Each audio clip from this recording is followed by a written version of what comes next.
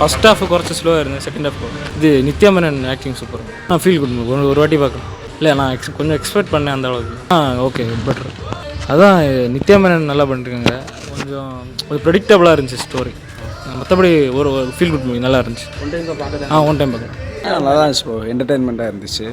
But எப்படி சொல்கிறதுக்கு twist கொஞ்சம் எதிர்பார்த்தேன் லாஸ்ட்டில் வரும்னு. பட் அந்தளவு இல்லை, இருந்தாலும் ஓகே தான். எல்லாரோட പെർഫോമൻസ് പെർഫോമൻസ്லாம் നൈസാக ഇരുந்துச்சு. നല്ല സിനിമയാണ്, ഫാമിലി മൂവിയാണ്. ഫാമിലിയാണ് മസ്റ്റായിട്ട് വാച്ച് ചെയ്യാൻ പറ്റിയ മൂവിയാണ്.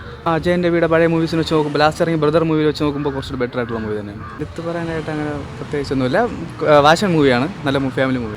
എങ്കേയും കഥ വായ്പായിട്ടല്ല, ഫാമിലി കൂടുതൽ സെൻറ്റിമെൻ്റൽ ഇത് ടൈപ്പായിട്ടാണ് മൂവി കൊണ്ടുവന്നിരിക്കുന്നത്. മാക്സിമം വൺ ടൈം വാച്ചഡ് മൂവിയാണ്. നല്ല മൂവി. കൊള്ളാം, അതിന് കൊള്ളാം കൊള്ളാം അതിന് കൊള്ളാം. അടിപൊളിയാണ്, കൊള്ളാം. ശരി. എക്സ്പെക്ട് ചെയ്തൊന്നുമല്ല, മൂവിയുടെ നെയിം കണ്ടിട്ട് തന്നെയാണ്. എന്തായാലും കുഴപ്പമില്ല, നല്ല മൂവിയാണ്. ചേട്ടാ സൂപ്പർ സിനിമയാണ്. എ ആർ റഹ്മാൻ്റെ ആ മ്യൂസിക് മാത്രം മതി, നമുക്ക് വേറെ ഒന്നും വേണ്ട. ശരിക്കും ഇന്നത്തെ കാലത്ത് ഇതുപോലെയുള്ള പടങ്ങളാണ് നമ്മൾ പ്രൊമോട്ട് ചെയ്യേണ്ടത്, അല്ലാതെ കത്തിയും അതും ഇതും ഒന്നും അല്ല എടുക്കേണ്ടത്. സൂപ്പർ സിനിമയാണ്, സൂപ്പർ സിനിമ. എ ആർ റഹ്മാൻ ഒന്നും തന്നെ മതി.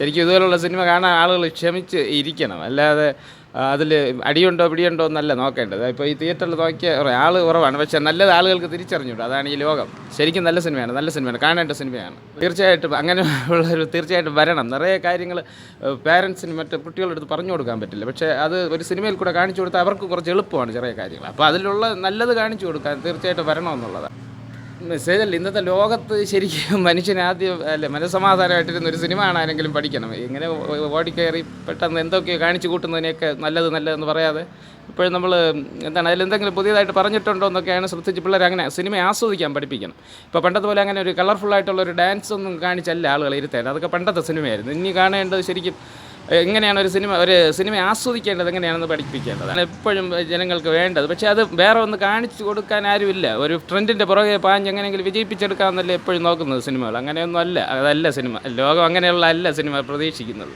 അല്ലേ? അത് ഒരുപാട് ഇനി ഒരു 10 വർഷം കഴിയുമ്പോൾ ചിലപ്പോൾ ഈ സിനിമ നല്ലതെന്ന് പറയും. അങ്ങനെയുള്ള സിനിമകളാണ്.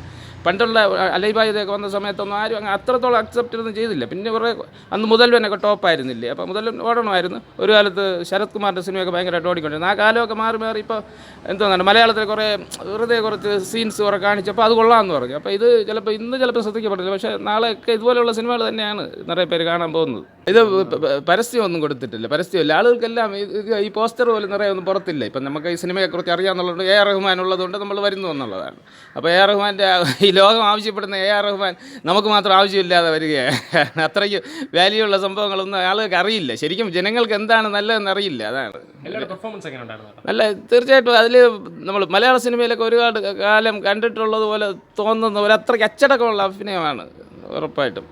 പിന്നെ ഒരു സ്റ്റാർഡം അല്ലല്ലോ സിനിമ എന്ന് പറഞ്ഞാൽ, സ്റ്റാർഡം അല്ല. എല്ലാവരും ആണ് സിനിമയിലെ സ്റ്റാറുകൾ, അല്ലാതെ ഒരാളെ കേന്ദ്രീകരിച്ചുകൊണ്ടാവരുത്. അപ്പോൾ ശരിക്കും ഒരു ഫീമെയിൽ ഓറിയൻറ്റഡ് ആയിട്ട് കൂടെ ചേർത്തിരിക്കുന്നു നന്നായിട്ട്. അവരെയാണ് കൂടുതൽ ശക്തമായിട്ട് കാണിച്ചിരിക്കുന്നത്. ഒരു ഡയറക്ഷൻ ആണെങ്കിലും നന്നായിരിക്കുന്നു.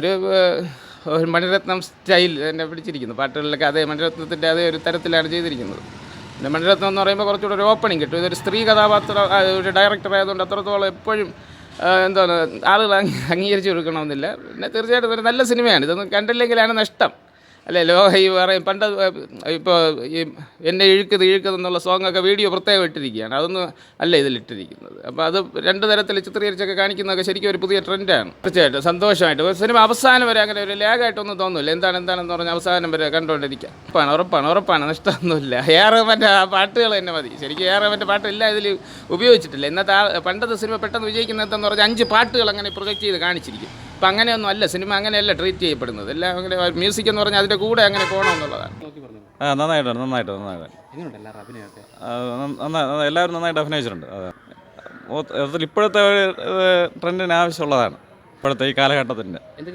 അല്ല മെസ്സേജാണ് അല്ല ഈ കാലഘട്ടത്തിൻ്റെ ആ ഒരു സംഭവങ്ങളാണ് അതിൽ പറയുന്നത്. അല്ല സ്ത്രീ ഓറിയൻ്റായിട്ടാണ് അതിൽ കാണിച്ചിരിക്കുന്നത്. അവന് നന്നായിരിക്കും. എല്ലാവരും നന്നായിട്ടുണ്ട്. പിന്നെ ബാക്ക്ഗ്രൗണ്ട് സ്കോറാണ് നമ്മുടെ ആ ഫിലിമിനെ പിടിച്ചിരുന്നത്. അതാണ് നമ്മൾ അത്രയും അങ്ങ് അറ്റം വരെ കൊണ്ടുപോകുന്നത്. 2.5 മണിക്കൂർ എൻജോയ് ചെയ്യാനുള്ള എല്ലാം ഉണ്ട്, ആവശ്യത്തിനുണ്ട്.